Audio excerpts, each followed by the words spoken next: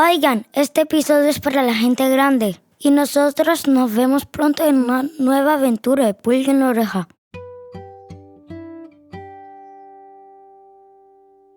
Hola a todos y bienvenidos a este episodio especial de Pulga en la Oreja. Para mí es un poco especial porque nunca estuve atrás del micrófono de Pulga en la Oreja, siempre estoy escribiendo los guiones. Hoy celebramos el Día Nacional de la Educación Ambiental en Colombia, una fecha que nos invita a reflexionar sobre cómo podemos cuidar nuestro hermoso planeta y transmitir ese amor por la naturaleza a las nuevas generaciones, particularmente porque en Pulga en la Oreja realmente queremos hacer educación ambiental para los niños. Nos acompaña Erika Fernández, una profesora que usa este podcast en sus clases y además es directora de Pulso Verde, una organización que trabaja en pro de la conservación del medio ambiente y que justo hoy celebra 14 años de trabajo en Cartagena y en todo nuestro entorno natural. Felicidades. Muchísimas gracias, Elin, por esta invitación. Muy feliz y muy contenta porque, primero, Pulso Verde está cumpliendo años y segundo, que es la primera vez que estoy realmente haciendo como este ejercicio de podcast y me parece súper interesante todo el trabajo que ha realizado Pulga en la Oreja para los niños. Ay, muchísimas gracias. Y también nos acompaña Katy Belandia, nuestra asesora científica, y también mamá de una fiel oyente de Pulga en la Oreja. Bienvenida. Muchas gracias. Estoy también por primera vez participando en los micrófonos en el podcast. Exacto, eso es un ejercicio nuevo para mí y para Katy. Normalmente estamos en la parte de los guiones, yo los escribo, Katy me ayuda a verificar, buscamos información juntas y verificamos que siempre estemos dando la mejor información a los niños, información verídica, sí, para hacer educación ambiental como toca. Así es. Bueno, antes que todo quiero recordarles que es Pulga en la Oreja. Es un proyecto que nació realmente, yo quería hacer un producto para mis hijos que fuera sin pantallas, como una alternativa a las pantallas. Y también quería hacer algo educativo. Yo tengo la fibra ecológica, no soy bióloga, pero siempre me apasionó cómo podemos enseñar a los niños a cuidar mejor el medio ambiente. Y particularmente en Colombia, que tenemos una de las biodiversidades más impresionantes del planeta. País megadiverso, una responsabilidad ineludible. Como papás, como profesores. Así es, y creo que es responsabilidad de todos hoy en día hacer algo para tratar de proteger, tratar de transmitir. Entonces ese es mi granito de arena que quise hacer y pues a lo largo de haciéndolo nos dimos cuenta y escribiendo los guiones y ahora que estuvieron en el aire, que lo están usando los profesores, que es un material de educación ambiental. Así que eso me pone muy feliz. Pero técnicamente quiero primero que Katy, porfa, danos una definición de qué es la educación ambiental. Educación ambiental es aquello que se hace para tener conocimiento que permita tomar decisiones, asumir actitudes, sobre todo asumir actitudes que permitan proteger, conservar, restaurar todos los recursos, todos los ecosistemas y todo lo que hace parte del medio ambiente y en donde nosotros como humanos pues tenemos la responsabilidad de hacerlo. Desde 1850 se sabe que existe, por ejemplo, el cambio climático y que está relacionado con la actividad humana. Y por eso es una responsabilidad de los humanos, de todos, tomar las medidas pertinentes. Pero para tomar las medidas pertinentes hay que querer hacerlo. Y para querer hacerlo hay que conocer cuáles son esos asuntos en los que nosotros debemos incidir y nos tiene que importar. Entonces la educación ambiental no es solamente la información, sino eso que estábamos hablando, asumir actitudes, tiene también una carga emocional, tiene una carga de emociones y sentimientos, deseos y la voluntad de participar en el cuidado del medio ambiente. Eso creería yo que de alguna manera es la educación ambiental. Conocer las problemáticas, entenderlas, las problemáticas, las dinámicas, todo lo que incide en su configuración, tanto para bien como para mal, y querer desde el amor, desde el entendernos parte de eso, proteger y participar en su cuidado. Claro. Y que prácticamente también es como a partir del conocimiento te permite como vincularlo en tu día a día, Sí. que se termina convirtiendo inclusive en un estilo de vida, o sea, se termine también convirtiendo como en esas herramientas que tenemos a nivel de mente, de corazón, de espíritu, ¿cierto? Para poder accionar hacia la conservación y la preservación del ambiente. Y bueno, y a partir de ahí se han generado como múltiples ramas que han querido también como incluir la educación ambiental como dentro del desarrollo. Entonces tenemos, por ejemplo, la ecología, que ya nace inclusive como ciencia que te permite conocer y relacionar, o sea, como esa conexión que tiene el ser humano, porque inclusive lo habla desde el ser humano, con la relación con el entorno. Entonces a partir de ahí hay también un mundo infinito por conocer y que finalmente se traduce en acción. Yo quiero como una frase de qué es la educación ambiental. Es todo ese conocimiento, desde el conocimiento, un accionar de amor por la vida. Okay. Entonces es educarnos, conocer para tomar acciones, implicarnos emocionalmente, porque es algo que es un acto de amor. Me encanta porque suena un poco como el lema que decimos usar para Pulga en la Oreja. Efectivamente. Que es para proteger hay que querer y para querer hay que conocer. Exactamente, entonces básicamente es la base de cualquier cosa que querramos hacer, de protección, de acción, de mitigación, de compensación, es la base, la educación. Sí, es que para ir hacia una dirección, primero tenemos que entendernos hacia qué dirección hay que ir como sociedad. ¿Y dónde estamos? Entonces hay que informar dónde estamos y para dónde vamos y por qué. Entonces eso es información que no solo deben tener los científicos o de pronto que lo transmitan los políticos. Nosotros como sociedad todos debemos tener esa información para que juntos trabajemos y vayamos hacia el camino deseado para... Sí, es una cuestión de especie, o sea, entendernos como especie y que como especie tenemos un rol y hay muchas relaciones en el ecosistema y tenemos que mejorar nuestras relaciones con el ecosistema. Entonces, como especie. Sí, así es, y reconectar. Erika, ¿cómo crees que iniciativas como los podcasts pueden ser una herramienta positiva para el aprendizaje sobre el medio ambiente? Bueno, mira que esta pregunta me ha causado quizás mucho revuelo porque efectivamente pues he tenido la oportunidad de usar los podcasts como en el aula de clase y definitivamente una de esas atribuciones es que este tipo de formatos rompen la barrera de acceso al conocimiento porque permiten llegar a muchas personas por medio de un aparato móvil, independientemente de la gama del celular, a través de la escucha, ¿cierto? Permite llegar a muchos más chicos que quizás no tienen el acceso, aunque estamos hablando, bueno, lo veníamos conversando de la revolución industrial, ¿cierto? Informática en la que nos encontramos ahora, no podemos desconocer que existen todavía un número de población, una brecha, ¿cierto? Una población que todavía no tiene acceso completo a la información como está ahora, y el podcast permite llegar pues a ese tipo de población precisamente. Y que este formato, que además es dinámico y parte de lo innovador, aunque Celine todavía hay veces lo duda, ¿cierto? De lo innovador que es Pulga en la Oreja en su formato de llevar la educación y el conocimiento que hemos venido hablando a través de historias, porque conecta con fibras, mueve emociones, ¿cierto?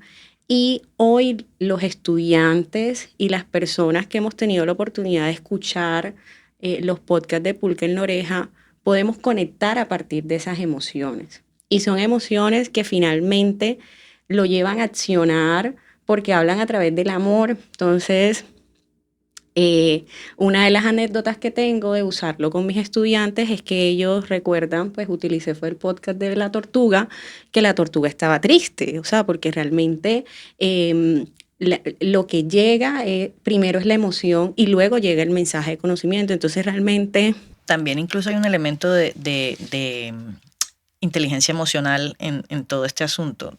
O sea, y la inteligencia emocional es sin duda indispensable para ese contexto en el que nosotros queremos que los niños conecten con la tortuga, por ejemplo.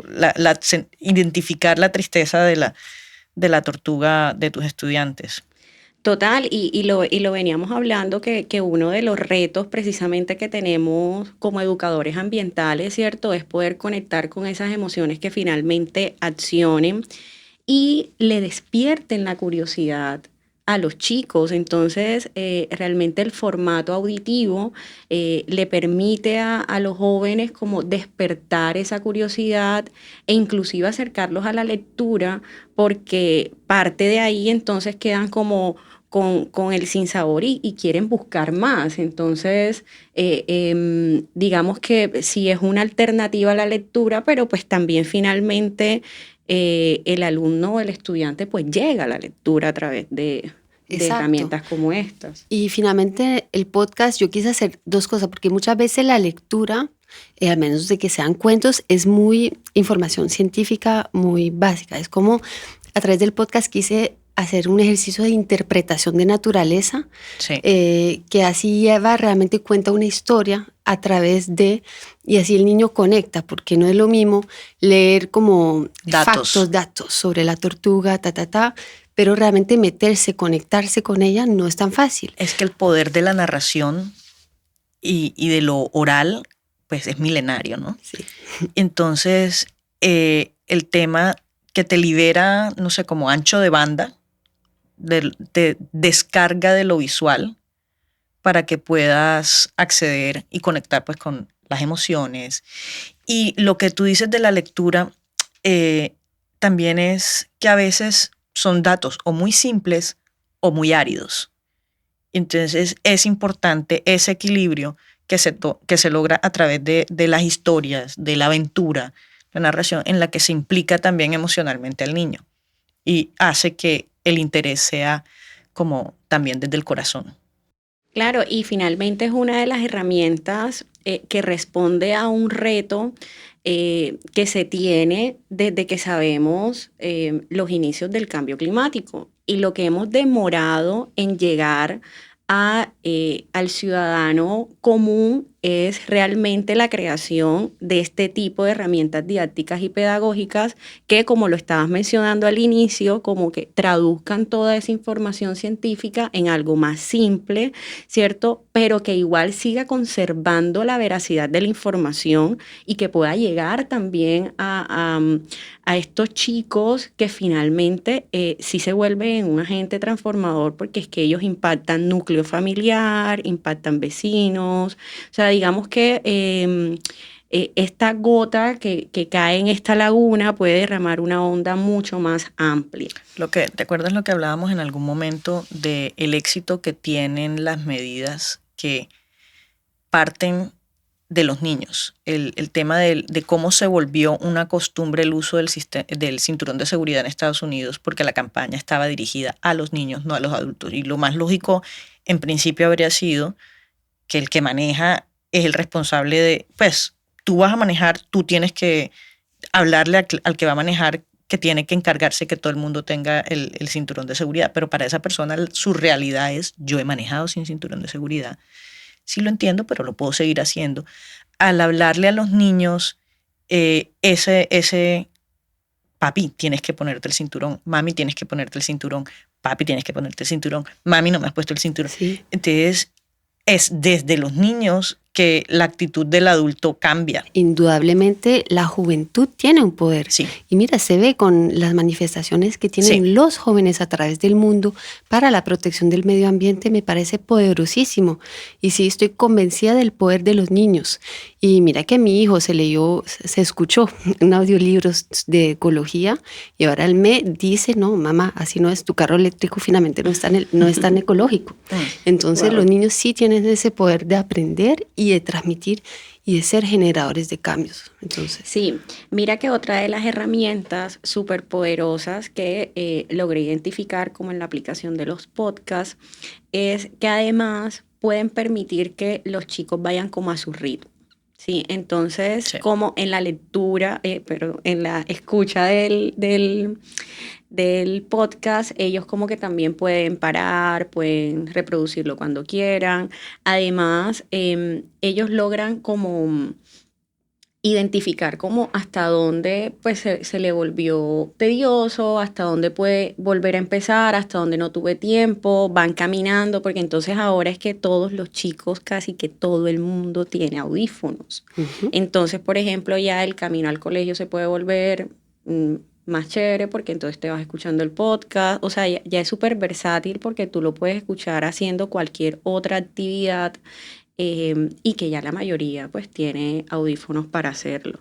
Y esto va muy ligado también como que el podcast los docentes lo pueden utilizar como una herramienta o combinarlo también con otras estrategias pedagógicas, porque está pues ya claro, demostrado que una de las formas de aprender del cerebro casi que el 20% lo hace por la audición.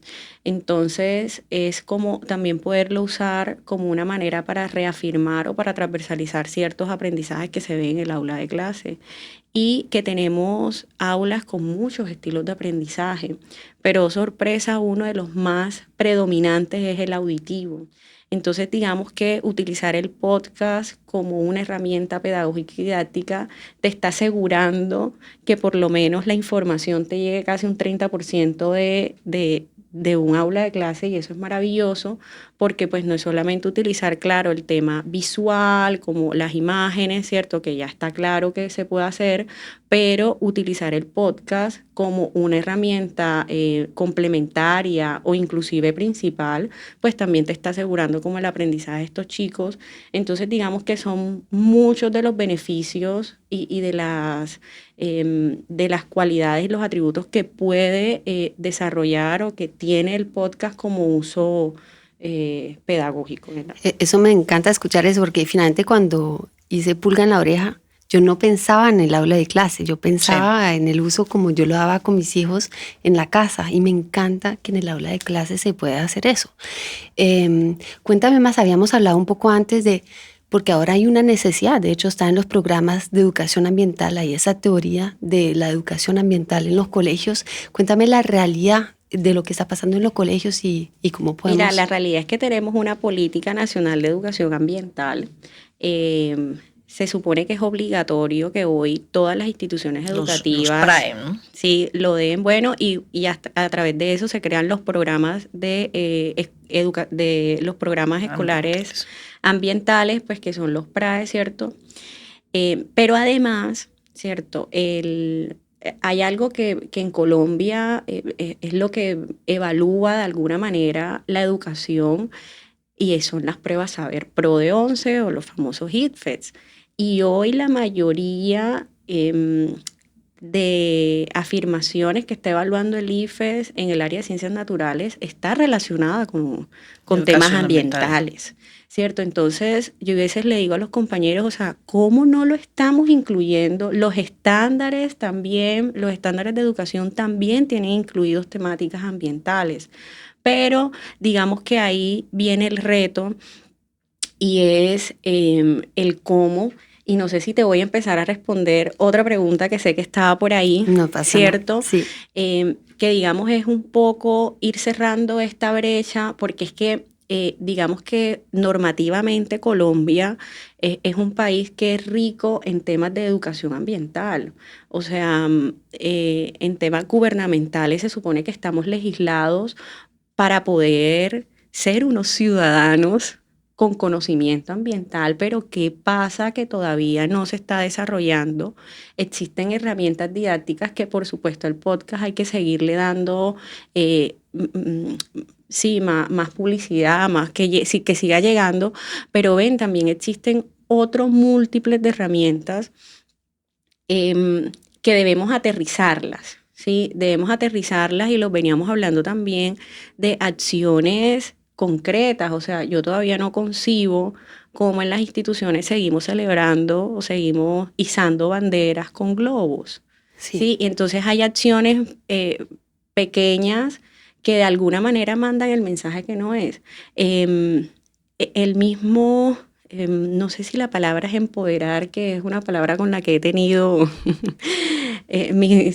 mis amores y mis odios últimamente, pero digamos que esa labor del docente, que es el ejemplo, muchas veces inclusive se vuelve, hay veces el héroe, en muchos de los casos que todavía sigue botando basura.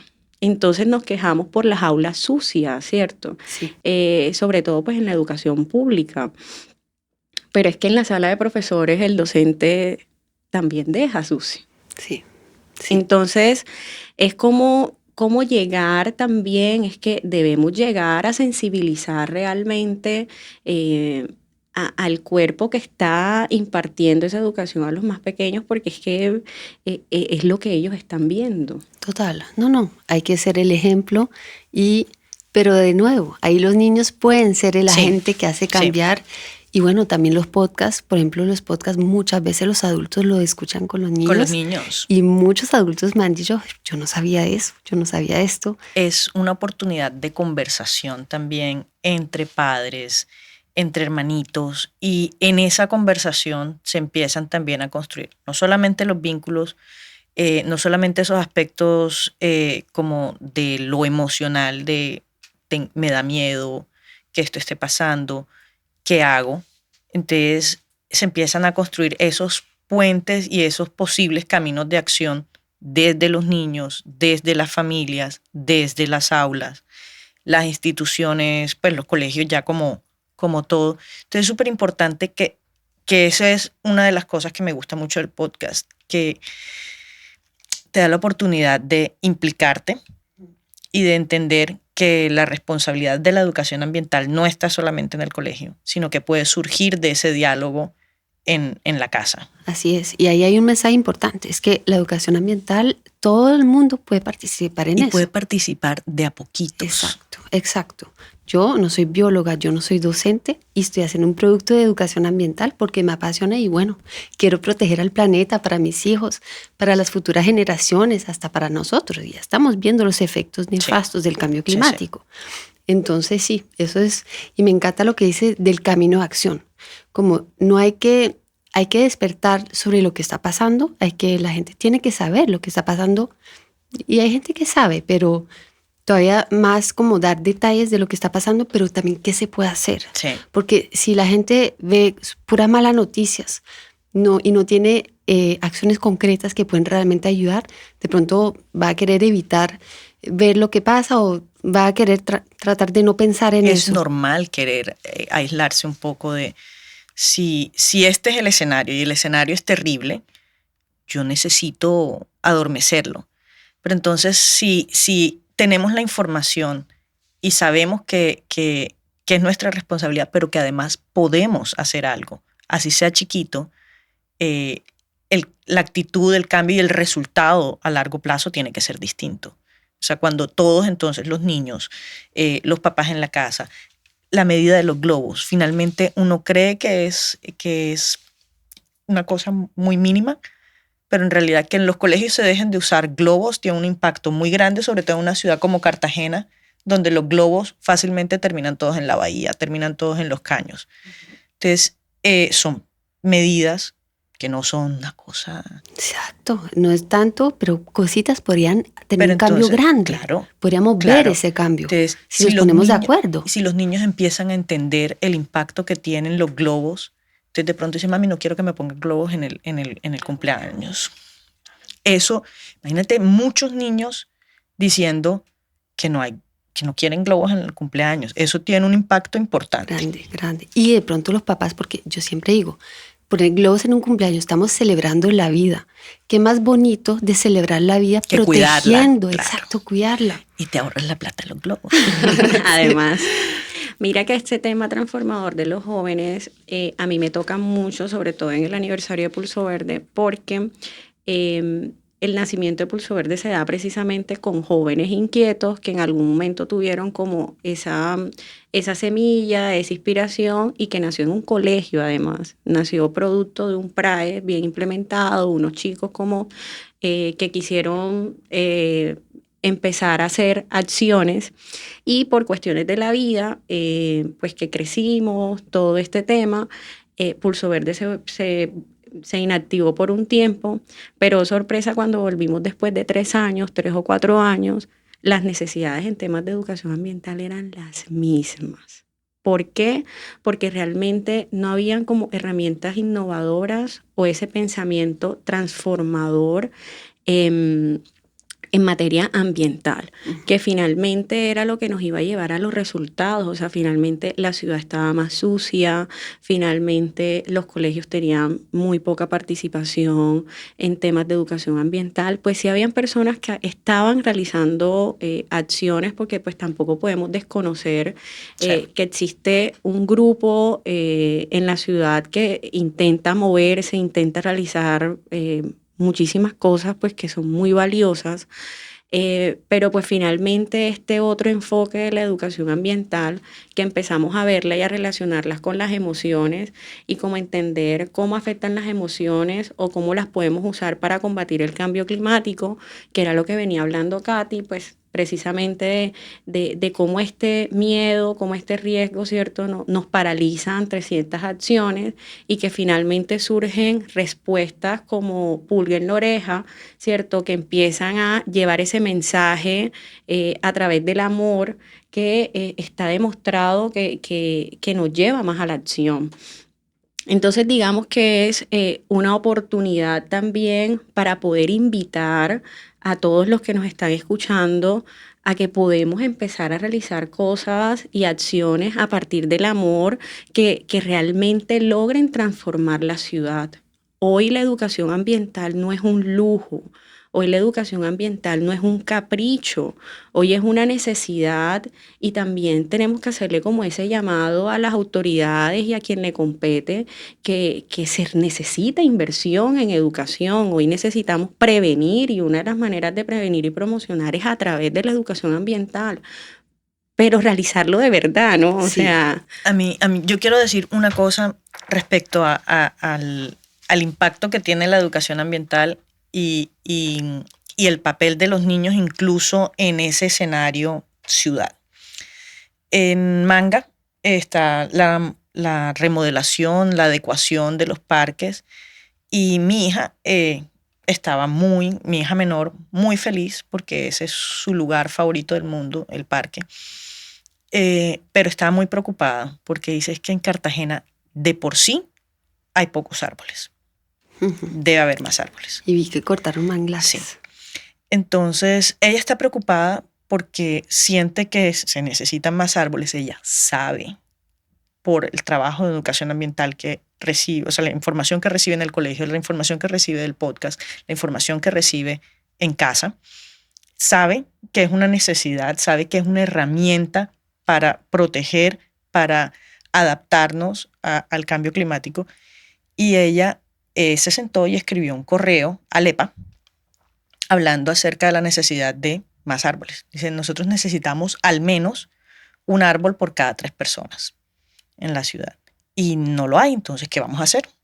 ¿Cómo podemos? Entonces, un ejercicio de ciudadanía desde los 9 años, reclamando acciones de ciudad, porque eso es lo que hace la educación. Ella siente amor por su parque, le gusta su parque, pero sabe que se necesita más, sabe que la acción de los administradores debe atender esa necesidad también. Y todas las acciones tienen que procurar cuidar su futuro. Así es. Su presente y su futuro. Claro, y mira que aprovecho esto que acabas de decir, porque además quien recomienda la relación árbol-persona no es ni siquiera una entidad ambiental, se hace desde la Organización Mundial de la Salud, porque es que es un tema que impacta directamente la salud de todos, o sea, es purificación del aire, disminución de enfermedades respiratorias, o sea, realmente es como todo el aspecto ambiental puede impactar. Y bueno, nosotros que somos egocéntricos, entonces al ser humano, claro, el servicio ¿cierto? ecosistémico. Pero finalmente es a toda la vida, ¿cierto? Y a la gran fauna y flora que tenemos en Cartagena y que además hay veces no valoramos. Por ejemplo, en algún momento escuchaba, hubo un movimiento que se generó en algún momento en Cartagena de hacer siembras de árboles frutales y por alguna extraña razón hubo alguien que dijo que ya no era necesario. Entonces, que era mejor como sembrar árboles nativos, autóctonos, ¿cierto? Entonces, digamos que se fue reemplazando esto siembra de árboles frutales por otro tipo de árboles que, bueno, está bien porque pues también eran pues finalmente árboles y estaba bien. Pero digamos que lo bueno del equilibrio se había notado, se estaba notando una disminución en las aves que también les gustan las frutas. Que le gustan las frutas. Entonces hay veces decían como no, vamos a sembrar árboles frutales que es por seguridad o soberanía alimentaria. Y como siempre nos creemos egocéntricos en el ecosistema, creíamos que era para los humanos, pero no, realmente es que también hay otros seres vivos con los que compartimos este hermoso planeta, ¿cierto? Y los beneficiados eran las aves. Sí, sí. No, los beneficiados siempre van a ser todos. Exacto, y eso es lo que trato de poner en todos los podcasts, es que no estamos tratando de proteger solo a una especie, es que estamos tratando de proteger a un equilibrio del cual nosotros dependemos. Sí. Y sin ese equilibrio no vamos a sobrevivir. Dependemos y hacemos parte. Ese rol dual es importante. Y bueno, el tema de esa relación de cuántos árboles por persona, yo creo que no vale la pena pensar, no, es que deben ser tantos, deben ser más. Sí. Siempre deben ser más. Sí. Entonces, y eso no, o sea, se tiene que hacer, se tiene que pensar en lo de las especies nativas. Es muy importante porque también ha habido iniciativas donde se utilizan especies para reforestar que terminan siendo a largo plazo un problema.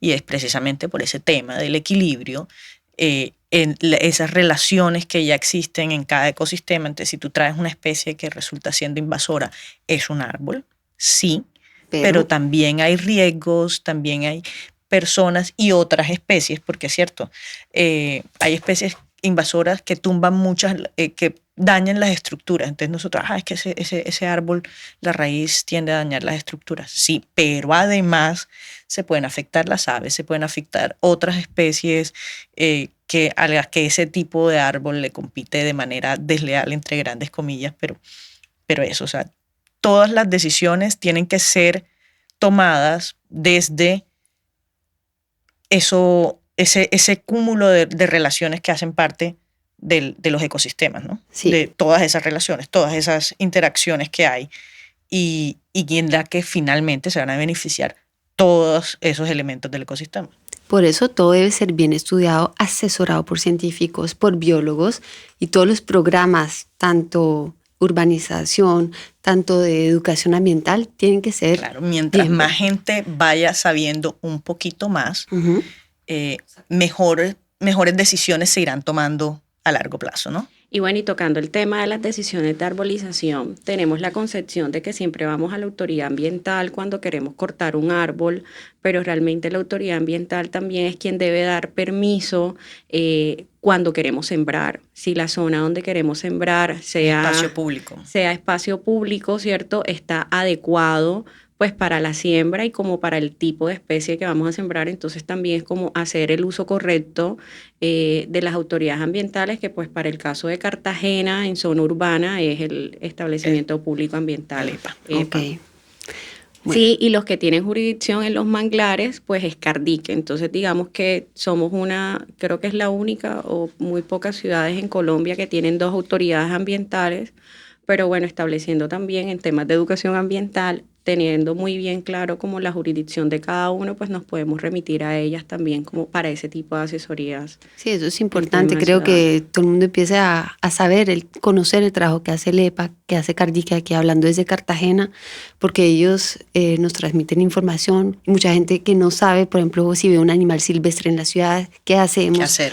Entonces, siempre tener en cuenta que pueden la gente que nos escucha de Cartagena contactar a Lepa, Cardique, o si están en otras ciudades, conocer cuál es el establecimiento que se encarga de esas cuestiones, y siempre tenerlo en sus redes, tener un teléfono y saber en caso de necesidad, saber quién contactar. Bueno, ya para cerrar esta conversación súper interesante, Katy, quiero que me cuentes un poco tú ahora hacia los papás. ¿Tú qué puedes recomendar para extender esa educación ambiental en casa? Bueno, primero la conversación, hablar, que entendiste, que te gustó, que sentiste, todo esto. Pero sobre todo es el podcast, cada episodio de Pulga en la Oreja es una aventura en algún lugar de alguna especie, y un elemento fundamental de vivir lo ambiental es ir a vivir la aventura. Te gustaría, este fue sobre la playa, quieres ir a la playa. Este fue en un bosque, podemos ir a caminar en el bosque. Observar, imaginarse, no sé, ay, mira este insecto, me encontré un mariapalito, no sé. Mira este insecto, ¿tú te imaginas cómo sería una historia de este insecto? ¿Te imaginas qué retos tiene que vivir, qué aventuras podría vivir?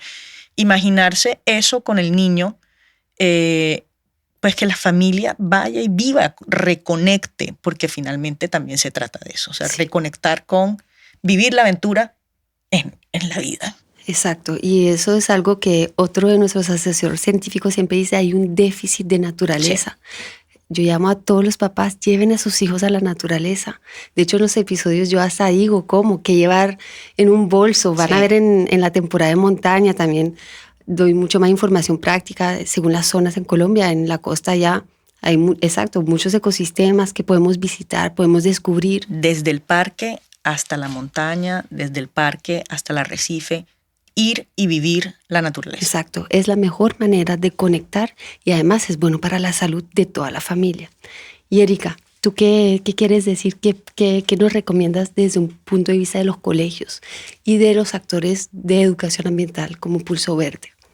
Pues mira que a nivel de instituciones educativas, los podcasts se vuelven como una herramienta chévere para poder transversalizar en las diferentes asignaturas, porque pues también es una excusa que se puede mezclar perfectamente con español, donde pueden crear textos, sí, ¿cierto? Donde el ejercicio de crear guiones, de pronto de tener esa relación con Pulga en la Oreja, yo me atrevo aquí a dar la campaña, pues que escriban, ¿cierto? Como ese tipo de actividades dentro de la institución, pues finalmente hace que el estudiante pues también aprenda mucho más, porque también se vuelve participativo de la creación, o utilizar, por ejemplo, las emisoras escolares. Hay muchos colegios que tienen emisoras, sí, donde se pueda de alguna manera colocar inclusive fragmentos de los podcasts para poder llegar como en masa a los chicos. Entonces digamos que de las aulas y desde las instituciones es mucho lo que se puede hacer.